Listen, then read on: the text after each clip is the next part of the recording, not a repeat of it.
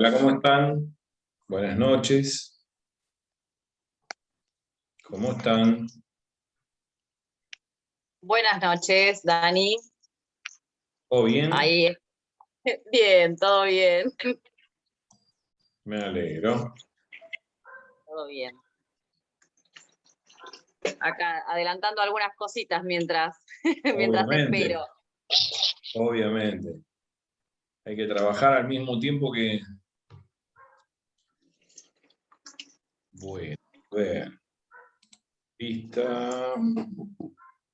Vamos a esperar unos minutitos más. Sí. Sí. Lista, lista.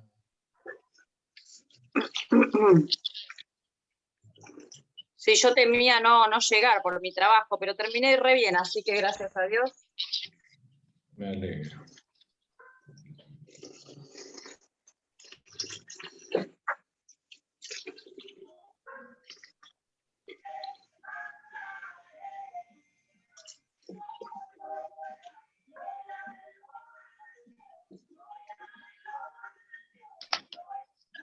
Lindo tema que está sonando ahí atrás. Sí, se escucha algo, no sé quién será.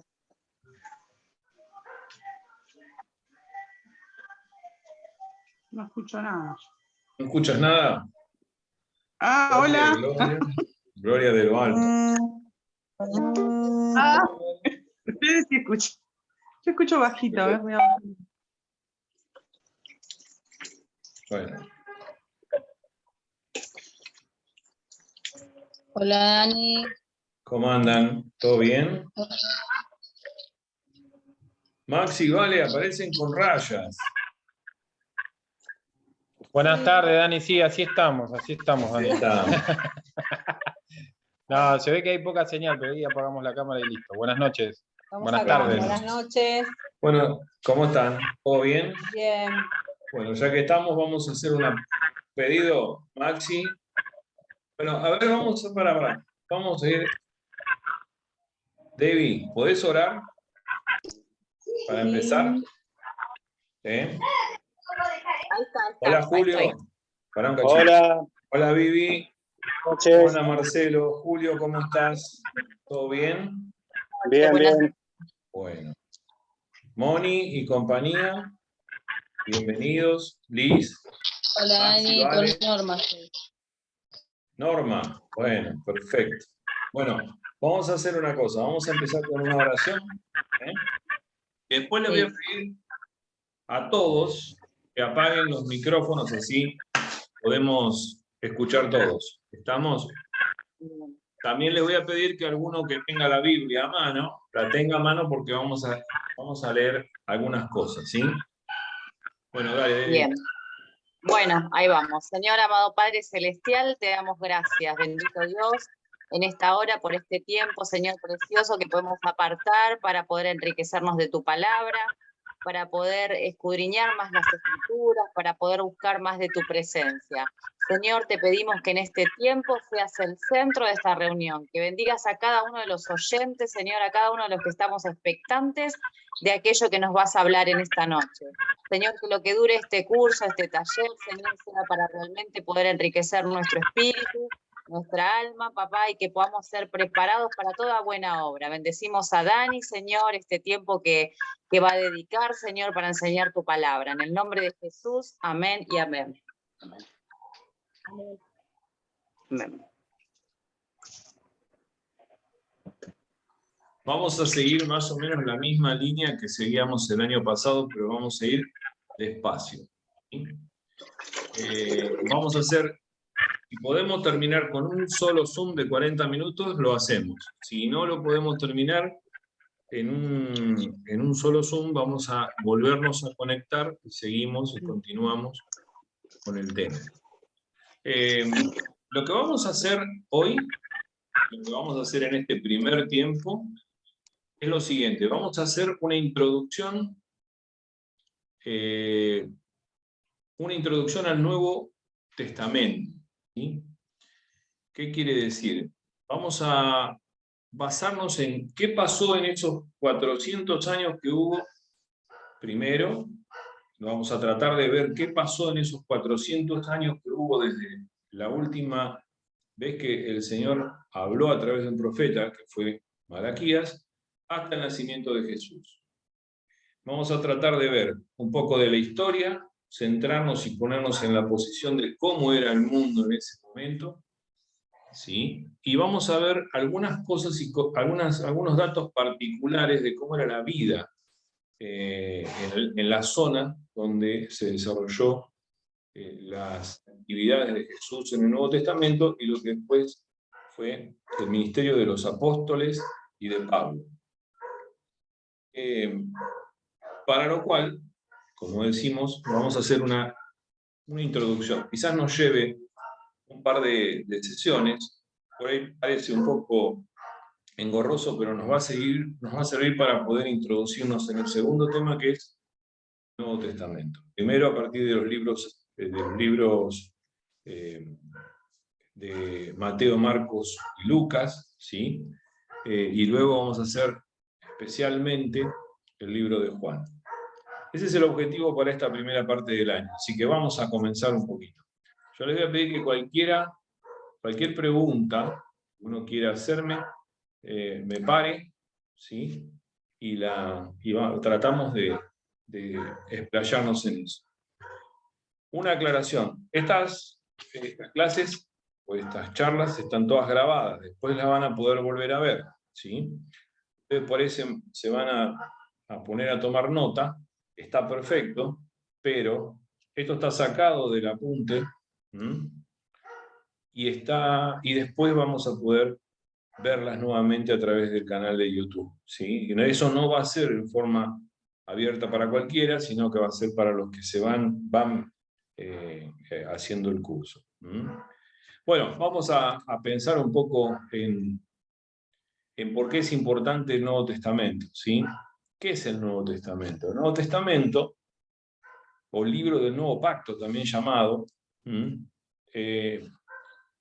son el relato de las enseñanzas que Jesucristo y sus apóstoles y cada una de las historias que fueron sucediendo, y que hablamos de historias también porque es importante entender que mucho de todo esto fue comprobado no solamente en la fe, sino por otros libros y otras fuentes que dejan a nuestra fe, o mejor dicho, al objeto de nuestra fe, fuera de la posibilidad de que sea solamente una costumbre, ¿sí? Por otro lado, el Nuevo Testamento es el cumplimiento de todo lo que fue profetizado en el Antiguo Testamento, ¿sí? Y por otro lado, es la realización del propósito de Dios a través de ciertas personas que Él mismo escogió y que el Espíritu Santo guió, utilizándolas con sus características, con sus cualidades personales. Vamos a hacer un parate ahí. Muchas veces se preguntan, y bueno, pero la Biblia fue escrita por el hombre. Sí, fue escrita por hombres. Fue escrita por hombres que Dios eligió para que escriban lo que Él quería a través de su Espíritu Santo expresarnos, ¿sí? Un grupo de libros que se llaman apócrifos, y es porque ¿por qué no están dentro del canon o de la agrupación de libros de la Biblia? Porque no se consideran que son de inspiración divina, no es Dios el que los inspiró. Sí nos sirven para otras fuentes, ¿sí? Sí nos sirven para sacar hechos históricos, pero no es la palabra de Dios que inspiró en alguna persona, que a través de esa persona, ¿sí? Y a través del Espíritu Santo fue escrita y llegó a nosotros. ¿Qué quiere decir testamento? Testamento quiere decir algo así como pacto, según cómo lo leamos, ¿sí? En el latín, la palabra pactum, que es igual a convenio, tratado, arreglo, es parte del otro verbo en latino que es pasisi, ¿sí? Significa firmar un acuerdo o un tratado. En hebreo o en griego significa lo mismo, ahí figuran las palabras, es cortar y comer. ¿sí? Vamos a una definición. La definición dice que es un arreglo hecho por una de las partes. Vamos a correr mi pantalla acá. Es el arreglo hecho por una de las partes en la que la otra parte puede entrar solamente si acepta el pacto. A ver, vamos de nuevo. Si yo me pongo y hago un pacto con una persona, yo le ofrezco algo y esa otra persona me ofrece algo. Dios, a través de su misericordia, a través de la gracia, ¿sí?, hace un arreglo con nosotros, que Él pone todo y nosotros lo único que tenemos que hacer es aceptarlo, no tenemos que poner nada. El pacto establecido por Dios consiste en la designación de una relación en la que los hombres pueden ser recibidos por Dios. Traducido, vivimos en una era de gracia. Gracia es un regalo inmerecido. Lo que Dios nos da, nosotros no tenemos que poner nada, solamente tenemos que tener fe. Entonces no es una relación bilateral, no es una relación entre una persona y otra, sino que es unilateral. Dios es el único que lo concierta y obtiene toda la gloria, y el hombre es el beneficiario. Vamos a leer Hechos 3:25, dice: vosotros sois hijos de los profetas, y del pacto que Dios hizo con nuestros padres, diciendo a Abraham: en tu simiente serán benditas todas las familias de la tierra. La traducción de la Nueva Versión Internacional, en vez de simiente, dice descendencia. Dice, seguimos con el PDF, con la presentación. Dios se compromete bajo juramento a cumplir lo que ha prometido. ¿Sí? Los pactos, hay muchas formas de ver esto. Si ustedes van a un libro de teología, le van a decir que existen pactos en el Antiguo Testamento: el pacto adánico, el pacto abrahámico, el pacto edénico, el pacto noético. O sea, según cómo se estudia la historia en el Antiguo Testamento, hay muchos pactos y el último es el pacto de gracia. El último que estamos viviendo. Va a venir un nuevo tiempo en el cual reinará Jesús por 100 años y ese sería el último pacto. Vamos a resumirlo esto en dos fundamentales pactos. El antiguo pacto, que es el que establece Dios con el pueblo judío, y el nuevo pacto, que es aquel que establece Dios, no con el pueblo judío solamente, sino también con los gentiles. Nosotros somos gentiles, nosotros no somos judíos, ¿sí? La diferencia es, entonces, en el antiguo pacto, Dios hace un pacto con el pueblo judío, excluye a todos los que no son judíos. Si leemos el Antiguo Testamento vamos viendo que hay periodos de reyes, periodos de jueces, pero todos gobernaban sobre el pueblo judío. En el nuevo pacto con Cristo ya no es solamente para los judíos, sino que es para el mundo, es para los gentiles, para los no judíos. Acá entra un tema: hay muchos judíos ortodoxos que dicen, no reconocen al Mesías, y por otro lado dicen que Dios, que hizo todo por el pueblo judío, no puede ser que haya incluido a los gentiles. ¿Cuáles son las raíces de ese Nuevo Testamento? La raíz del Nuevo Testamento está hundida tanto en la historia como en los hechos teológicos del Antiguo Testamento. Es como si fuera la continuación. Algunos dicen, son dos cosas totalmente distintas. Hay religiones que toman el Antiguo Testamento como una cosa totalmente distinta al Nuevo Testamento, pero podemos encontrar un montonazo de cosas que nos hacen pensar que el Antiguo Testamento y el Nuevo Testamento son algo que está enlazado y que continúa, ¿sí? Y no solamente continúa, sino que nos muestra la íntima relación entre Dios, su pueblo escogido, y luego el eslabón o el enlace de la nación judía con el resto del mundo, con la historia de la Iglesia de Jesús, ¿sí? De la cual nosotros formamos parte. Vamos a hacer un pequeño repaso de la cronología del Antiguo Testamento, para darnos un poco de idea de los años. Y lo vamos a dividir en títulos, ¿no? podemos decir que entre el año 1920 y el 1750 a.C. es la era de los patriarcas. Fundamentalmente a Abraham, al que le promete hacer de él una nación grande y darle la tierra prometida. Acá está escrito sin H, porque Dios le dice, ya no te vas a llamar más Abraham, sino te vas a llamar Abraham. Les va a dar la tierra prometida y van a ser bendecidas todas sus naciones, todas las naciones, sus hijos, los patriarcas que lo siguieron, siguen con la misma fe y su testimonio durante todos estos años. Desde el año 1750 al 1451, vamos a titularlo La esclavitud y el éxodo. Durante 430 años, Egipto, o los egipcios, llevan a más o menos 2 millones de personas a la esclavitud. Mejor dicho, llevan a más cantidad de personas a la esclavitud, a todo el pueblo judío.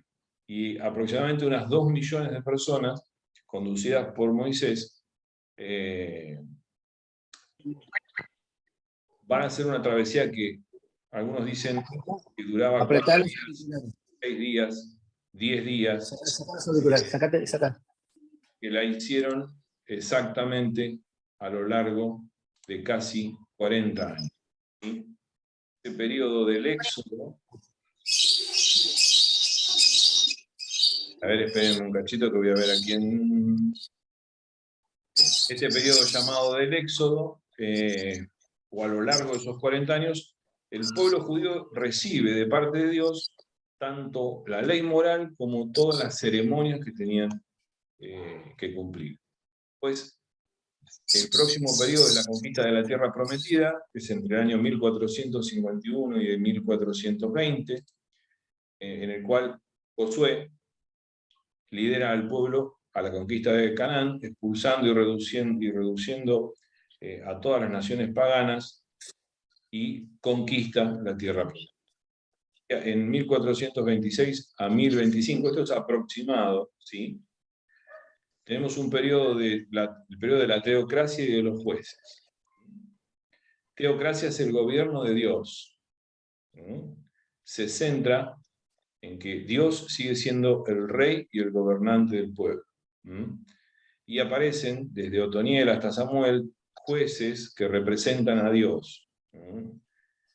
A partir de 1095 al año 975 a.C., el pueblo le dice a Samuel, que era el profeta de Dios, que querían un rey en la tierra.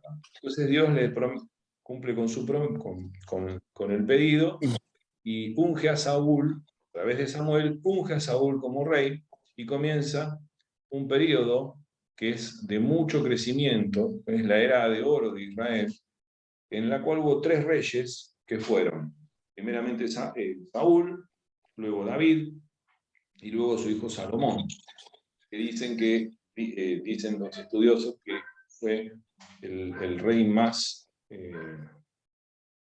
astuto, con más inteligencia que puede haber existido en el mundo. Y esto, como decíamos, es una era de oro para Israel. En este periodo, ante el reinado de David, este escoge a Jerusalén como capital y la convierte en el centro político y espiritual de la nación.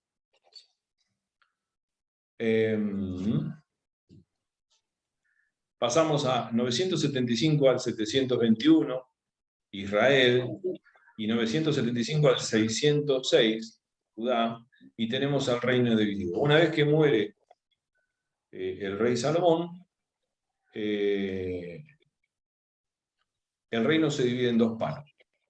Una parte es Israel, que está al norte, y otra parte es Judá, ¿sí?, que tiene su capital en Jerusalén. El reino de Israel está reinado, el rey se llama Jeroboam, y en Jerusalén es Roboam. Durante 254 años se suceden 19 reyes en Israel, ¿sí?, en esa parte del reino, ¿sí?, hasta el rey Oseas, y hay 20 reyes en Judá hasta el rey Sedecías. En el año 722, hasta la actualidad para Israel, y desde el 606 al 536, para Judá es la época del cautiverio. No sé si me entienden. Vamos para atrás. Muerto Salomón, el reino de Israel se divide en dos. Un gran rey arriba, en el norte, ¿sí? Con 12 de las tribus, con 10 de las tribus, perdón, y otro reinado más chico, que es la tribu de Judá y la tribu de Benjamín, que forman el reino de Judá. Suceden 16 reyes, 19 reyes en el reino de Israel y 20 reyes en el reino de Judá. A partir del año 722 hasta no se sabe cuánto, Israel va a ir desapareciendo como reinado porque es sometido por distintas potencias mundiales y desaparece como reinado, pero en cambio Judá, ¿sí?, entre el año 606 al 536 se mantiene bajo el cautiverio. ¿Por qué es importante esto? Porque esto lleva una aplicación para nosotros. Hasta que el reino estaba todo junto, hasta que el rey era el soberano y el pueblo estaba junto y obedecía a Dios, todo iba de maravilla. En nuestra vida, cuando el rey es Dios y cuando nosotros, en nuestra casa, estamos bien y establecemos un reinado sin separaciones, todo va bien. Ahora, cuando nuestro reino, nuestra familia, nuestra vida se divide, empiezan las penurias. Y las penurias llevaron a que parte de ese gran pueblo, que era esas 10 tribus, fueron dispersándose y desapareciendo, y un pequeño remanente de todo eso, de toda esa gran cantidad de personas, persistieron, son los que hoy podemos decir que forman parte todavía de Israel. ¿Por qué una aplicación a nuestra vida? Porque siempre que en nuestra vida hay divisiones y no hay uniones, terminamos igual que el pueblo de Israel, ¿sí? Bueno, en este cautiverio, primero el reino del norte estuvo bajo el dominio de los asirios y el reino del sur de Judá por los babilónicos, ¿sí? Y ahí comienza el tiempo de los gentiles. ¿Quiénes son los gentiles? Todos aquellos que no pertenecen al pueblo, vamos a explicarlo simple, al pueblo judío, al pueblo de Israel. Estos gentiles forman grandes imperios que se van sucediendo, ¿sí? Y van dominando al pueblo de Israel.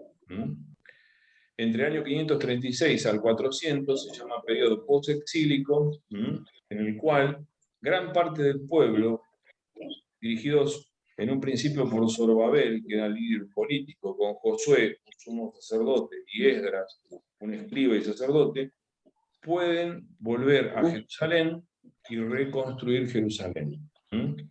Y llevan con ellos un ministerio profético o los profetas Zacarías y Ageo. En este periodo de tiempo, ¿sí?, se produce lo que se llama lo que sería la primera reconstrucción de Jerusalén. En el año 440 a.C., la otra parte, ese remanente que quedaba, vuelve a Jerusalén bajo la dirección de Nehemías como gobernador y reconstruye el resto del templo. ¿Por qué es importante esto? Porque llegamos al año 400 a.C. Y es el periodo que es un poco más oscuro. ¿Por qué? Porque no hay gran información sobre todo esto. Ahí le voy a pedir a alguno que tenga la Biblia o que si quiere leer desde la pantalla, lo ve desde la pantalla, no hay ningún tipo de problema.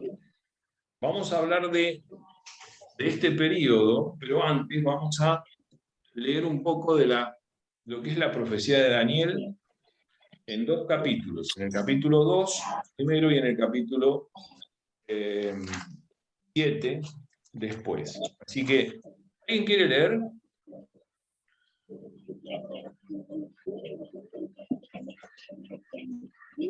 Nadie quiere leer. Yo leo, Dani, si querés. Bueno, dale. Daniel 2, del 31 al 45. Decime Exacto. vos hasta dónde. Vos Vos andá leyendo y vamos a ir haciendo algunas aclaraciones. ¿Sí? Yo te paro, En su pero dale. sueño, vale, en su Pará, sueño, mirá su un cachito. majestad. Vamos a aclarar una cosa. No lo puse todo completo al capítulo. Recuerden que Nabucodonosor había tenido un sueño y ese sueño llamó a todos los inteligentes que tenía al lado de él y ninguno sabía decirle cuál era el sueño. Tampoco, si no sabían cuál era el sueño, los adivinos que tenían tampoco sabían explicárselo. Y ahí viene Daniel, ¿sí? Que es usado por el Señor, y ahí empezamos con esto. Dale. Sí. ¿Podrían silenciar los micrófonos? Hay un teléfono que es Moto E que hace interferencia. Yo lo silencio, no tengan problema. Dale, gracias. Bueno, en su sueño, su majestad veía una estatua enorme, de tamaño impresionante y de aspecto horrible. La cabeza de la estatua era de oro puro. El pecho y los brazos eran de plata. El vientre y los muslos eran de bronce. Y las piernas eran de hierro. Lo mismo que la mitad de los pies. En tanto que la otra mitad era de barro cocido. De pronto, y mientras su majestad contemplaba la estatua, una roca que nadie desprendió, vino y golpeó los pies de hierro y barro de la estatua, y lo hizo pedazos. Con ellos se hicieron añicos el hierro y el barro, junto con el bronce, la plata y el oro. La estatua se hizo polvo, como el que vuela en el verano cuando se trilla el trigo. El viento barrió con la estatua y no quedó ni rastro de ella. En cambio, la roca que dio contra la estatua se convirtió en una montaña enorme que llenó toda la tierra. Pará un cachito, vale. Pará un poquito. Fíjense una cosa. Daniel le cuenta a Nabucodonosor lo que él había soñado, que Dios le había revelado del sueño. Y le dice que veía una estatua enorme, la cabeza de la estatua era de oro puro, el pecho y los brazos eran de plata, el vientre y los muslos eran de bronce, y las piernas eran de hierro, lo mismo que los pies, en tanto que la otra mitad era de barro cocido. Los pies eran mitad barro y mitad hierro. Pero de golpe aparecía una roca que pulverizó y hizo añicos toda la estatua. Y como un viento fuerte barrió con todo, esa roca pegó contra la estatua, ¿sí? Y la destruyó. Tenemos a la estatua la podemos dividir en 4 partes, ¿sí? Que son la cabeza, el pecho y los brazos, el vientre, las piernas y los pies. Y por otro lado tenemos el otro elemento que es la roca que dio contra la estatua y la convirtió en una montaña enorme, y se convirtió en una montaña enorme que llenó toda la tierra. ¿Sí? Ahora dale, seguí. Bien. Dale. Sí, voy. Este fue el sueño que tuvo su majestad, y este es su significado. Su majestad es rey entre los reyes. El Dios del cielo le ha dado el reino, el poder, la majestad y la gloria. Además, ha puesto en manos de su majestad a la humanidad entera, a las bestias del campo y a las aves del cielo. No importa dónde vivan, Dios ha hecho de su majestad el gobernante de todos ellos. Su majestad es la cabeza de oro. Después de su majestad surgirá otro reino de menor importancia. Luego vendrá un tercer reino, que será de bronce, y dominará sobre toda la tierra. Hasta ahí llega. Para un cachito. Fíjense una cosa. Daniel le dice, su majestad es rey gracias a Dios, ¿sí? Él está sirviendo al rey, a Nabucodonosor, pero ante todo pone como lo más importante a Dios. Es Dios el que le dio a Nabucodonosor el reino, ¿sí? Y es Dios el que le permite estar ahí y va a permitirle a los que van a venir en otros tiempos, ¿sí? Dale, seguí. Finalmente, vendrá un cuarto reino, sólido como el hierro. Y así como el hierro todo lo rompe, destroza y pulveriza, este cuarto reino hará polvo a los otros reinos. Su majestad veía que los pies y los dedos de la estatua eran mitad hierro y mitad barro cocido. El hierro y el barro, que su majestad vio mezclados, significan que este será un reino dividido, aunque tendrá la fuerza del hierro. Y como los dedos serán también mitad de hierro y mitad de barro, este reino será medianamente fuerte y medianamente débil. Su majestad vio mezclados el hierro y el barro, dos elementos que no pueden fundirse entre sí. De igual manera, el pueblo será una mezcla que no podrá mantenerse unida.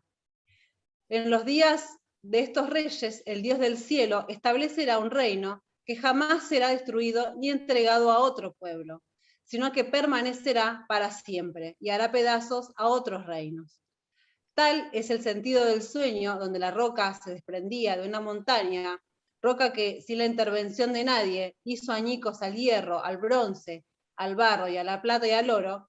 El gran Dios le ha mostrado su majestad lo que tendrá lugar en el futuro. El sueño es verdadero y esta interpretación digna de confianza. Bien. En los días de estos reyes, el Dios del cielo establecerá un reino que jamás será destruido ni entregado a otro pueblo, dice, sino que permanecerá para siempre y hará pedazos a todos los reinos. ¡Wow! Miren qué profecía, ¿no? Daniel vivió en el año 600 y pico antes de Cristo. Ya profetizó 4 reinos y un reino superior que va a hacer añicos a todos los demás. Bueno, ahora, ¿querés seguir leyendo? Valeria. Como quieran, si quieren leer otro, como quieran. ¿Quién quiere leer? ¿Alguien quiere leer? Bueno. Dale, Maxi, lee vos, en el primer año, no, Maxi se fue a buscar al mitad del club. Bueno, dale. Daniel el primer año del reinado. Pará. Sí. Vamos a situarlo. Daniel 7 del 1 al 8. ¿Sí? Esto ya no es un sueño de Nabucodonosor, sino que es la profecía de Daniel. Y dice así, dale. En el primer año del reinado de Belsasar, en Babilonia, Daniel tuvo un sueño y visiones mientras yacía en su lecho. Entonces puso por escrito lo más importante de su sueño, y esto es lo que escribió. Durante la noche tuve una visión, y en ella veía el gran amor, agitado por los 4 vientos del cielo. Del mar salían 4 bestias enormes, cada una diferente a la otra. La primera de ellas se parecía a un león, pero sus alas eran de un águila. Mientras yo lo observaba, le arrancaron las alas, la levantaron del suelo y la obligaron a pararse sobre sus patas traseras, como si fuera un hombre. Y se le dio un corazón humano. La segunda bestia que vi se parecía a un oso. Se levantaba sobre uno de sus costados y entre sus fauces tenía 3 costillas. A esta bestia se le dijo: levántate y come carne hasta que te hartes. Ante mis propios ojos vi aparecer otra bestia, la cual se parecía a un leopardo, aunque en el lomo tenía 4 alas, como las de un ave. Esta bestia tenía 4 cabezas y recibió autoridad para gobernar.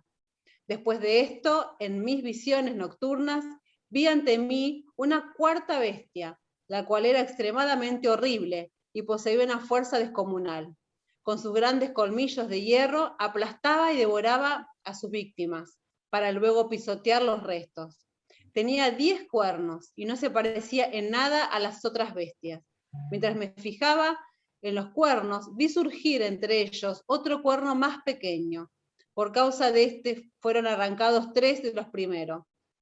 El cuerno pequeño parecía tener ojos humanos y una boca que profería insolencia. No sé qué dice ahí, Dani. Sí, profería insolencia. Así es. Bueno. A ver.